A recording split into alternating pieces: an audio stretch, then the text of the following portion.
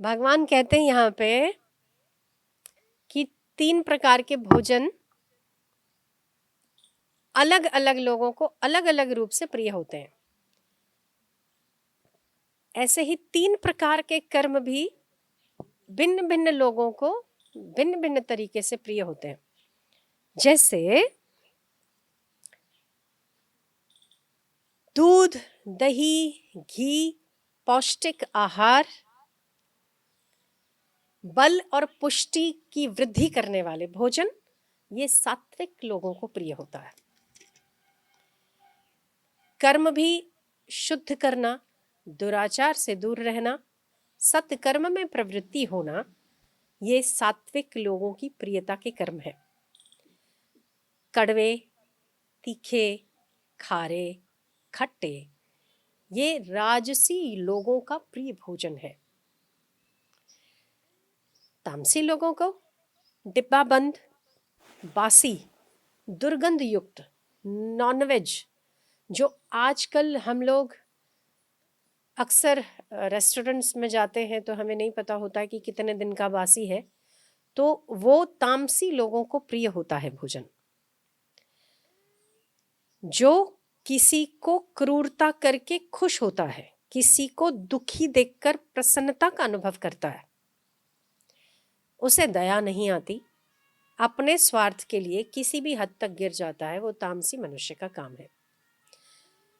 किसी की दया के सामने दया करना राजसी व्यक्ति का काम है, और कोई बुरा करे फिर भी सामने अच्छा ही करना, ये सात्विक लोगों का काम है।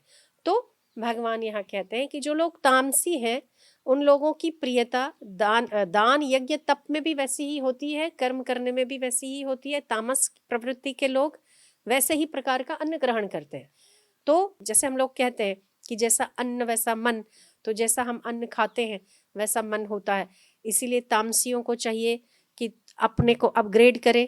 हम लोग समाज में, संसार में अपग्रेड तो करते हैं अपने आप को उस पोजीशन पे पहुंचाने के लिए, प्रमोशन के लिए, ऑफिस में, जॉब में, हम लोग पढ़ाई में भी स्टूडेंट्स देखिए तो आप कितने प्रकार की एग्जाम्स देते हैं, तो अपने को अपग्रेड करते हैं। तो ऐसे ही प्रत्येक मनुष्य को अपने आप को अपग्रेड करना चाहिए। अगर तामसी है तो उसे राजसी प्रवृत्ति, राजसी से सात्विक प्रवृत्ति की ओर बढ़ना चाहिए। यही मनुष्य की मनुष्यता है।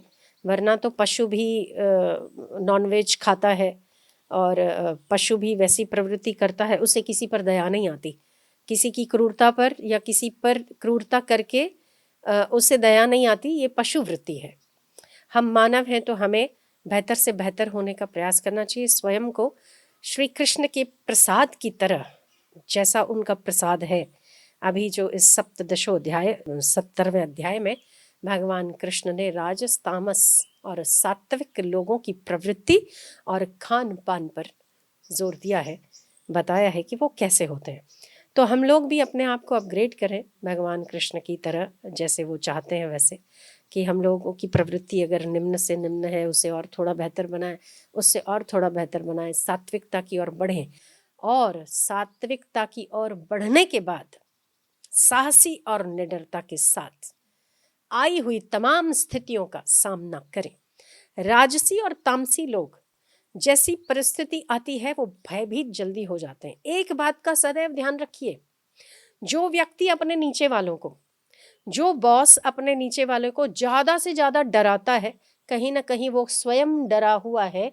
वही डर वो अपना बाहर निकालता है। ऐसा बिल्कुल नहीं होता कि जो आदमी बहुत निर्भीक है, बहुत सत्ता पर है, बहुत ज्यादा उसमें पावर है इसीलिए डराता है ना। वो जरूर किसी न किसी बात से भयभीत है, इसीलिए दूसरों को भयभीत करता है। निर्भीक व्यक्ति तो दूसरों को निर्भीक बनाएगा ना। भयातुर व्यक्ति ही किसी न किसी बात से दूसरे को भयभीत करता है। हाँ, रामायण में लिखा है कि भय के बिना प्रीति नहीं होती, वो बात सत्य है।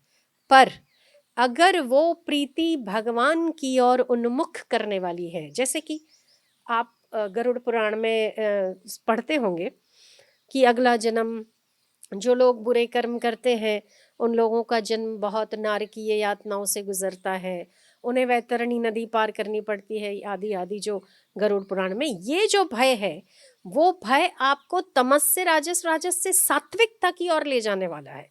तो आप कर्म करने के पहले 100 बार सोचते हैं कि ये मेरा कर्म अगर मेरे ही सामने आकर जब मुझे फल देने को तत्पर हो जाएगा तो मेरा क्या होगा, इसीलिए मैं कर्मों को सावधानी के साथ करूं।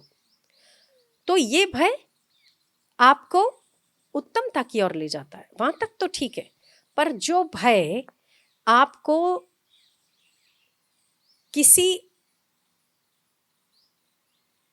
गुलामी में बांधता है, किसी स्वयं, जो एक व्यक्ति स्वयं भयभीत होता है वही दूसरे को गुलाम बनाकर रखना चाहता है। स्वतंत्र विचार, मुक्त विचार, जो स्वयं मुक्त है वो दूसरे को मुक्त करेगा, गुलामी में नहीं रखेगा। तो भयातुर व्यक्ति ही दूसरे को भयभीत करता है, ये तथ्यपूर्ण बात है। तो आप स्वयं भय से मुक्त रहिए और दूसरों को भी भय से मुक्त रखिए।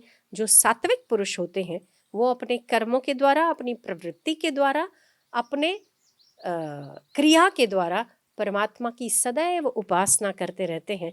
भला उनको इस देश में या उस देश में भय देने वाला कोई पैदा हुआ है क्या? क्योंकि स्वयं उसके साथ कृष्ण खड़े होते हैं। तो आप बलवान बनिए, सात्विकता की ओर आगे बढ़िए और सदैव कृष्ण को अपने इर्द गिर्द और कृष्ण के ज्ञान को सदैव अपने इर्द गिर्द पाइए।